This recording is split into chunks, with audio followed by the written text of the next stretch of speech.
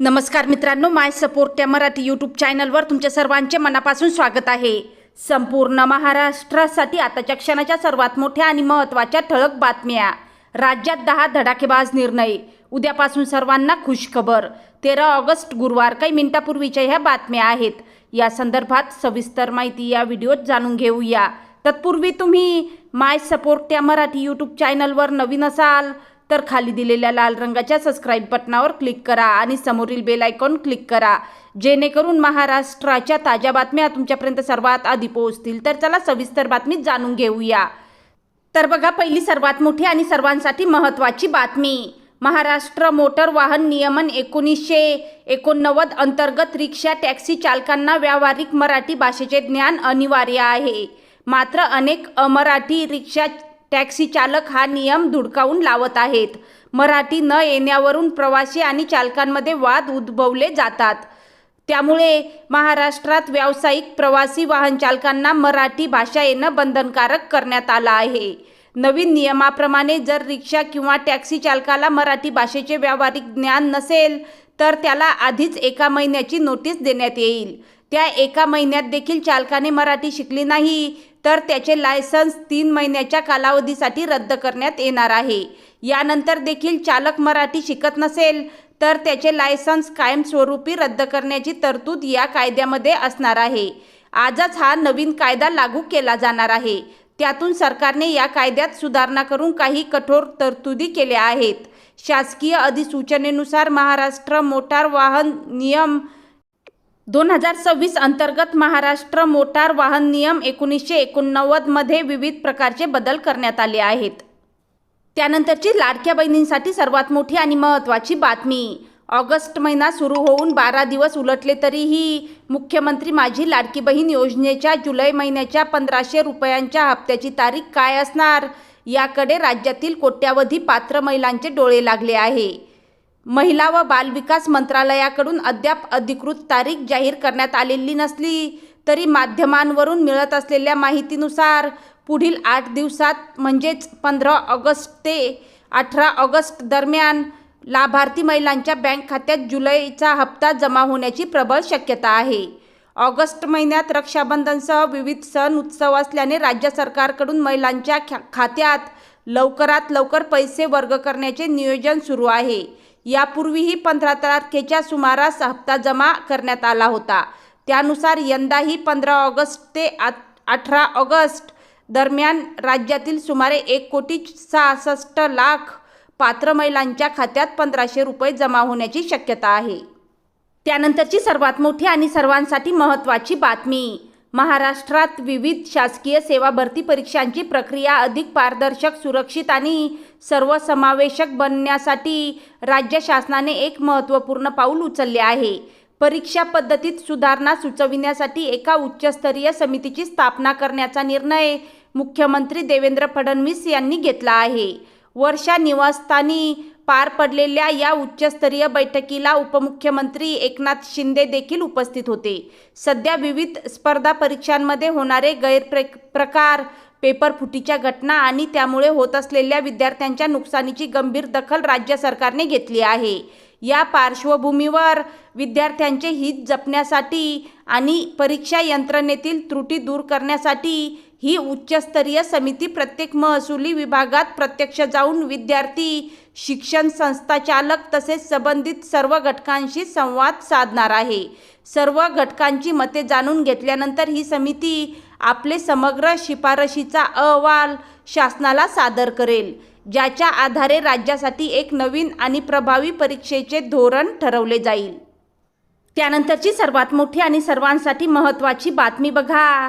स्वातंत्र्यदिनी ध्वजारोहणानंतर राष्ट्रीय गीत म्हणण्यात यावे असे आदेश राज्य सरकारकडून देण्यात आले आहे।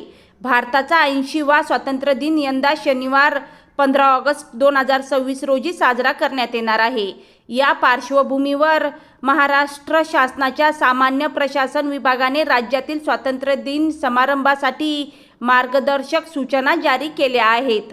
राज्य सरकारने जारी केलेल्या शासन निर्णयानुसार राज्यातील सर्व विभागीय, जिल्हा उपविभागीय व तालुका मुख्यालयांसह ग्रामपंचायत मुख्यालय ध्वजारोहण करण्यात येणार आहे। राज्याच्या मुख्य शासकीय कार्यक्रम मुंबईतील मंत्रालयात सकाळी 9:05 मुख्यमंत्री यांच्या हस्ते ध्वजारोहण करून होणार आहे. पुणे येथे राज्यपाल यांच्या हस्ते ध्वजारोहण करण्यात येणार आहे. तर पालकमंत्री काही अपरिहार्य कारणामुळे कार्यक्रमाला उपस्थित राहू शकले नाहीत.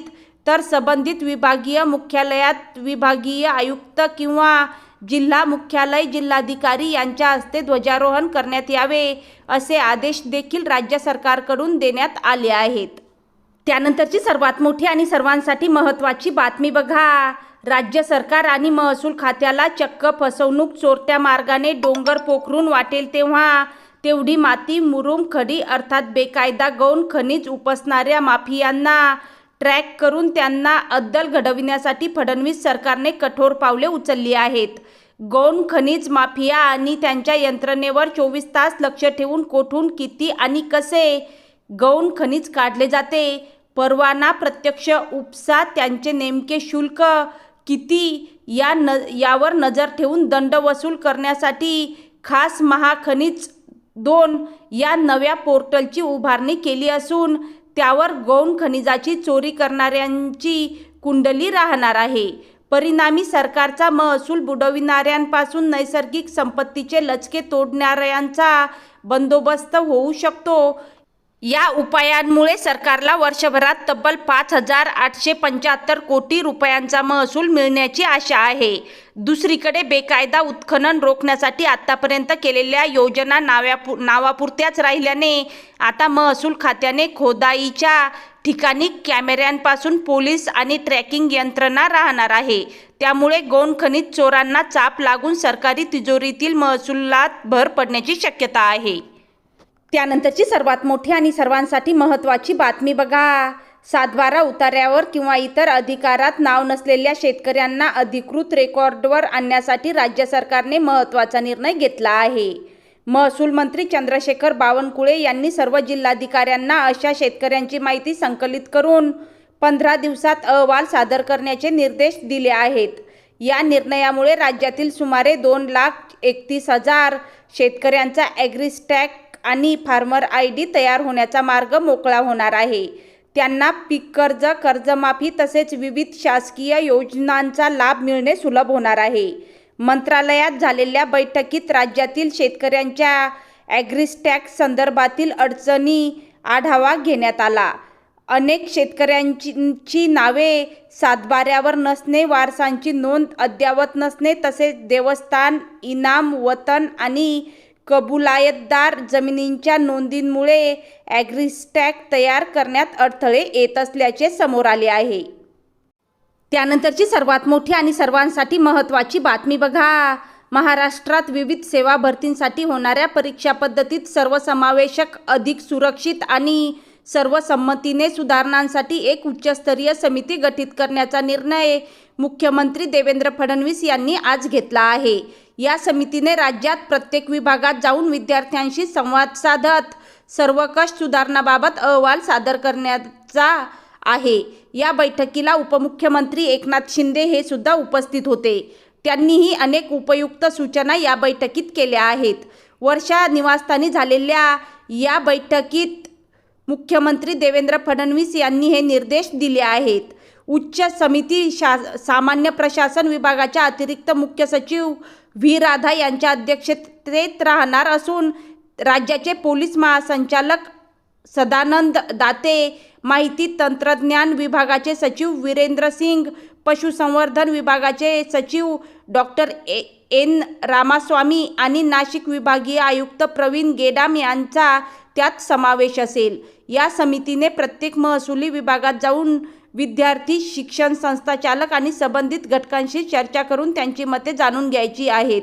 त्या आधारावर राज्यासाठीचे समग्र धोरण ठरेल.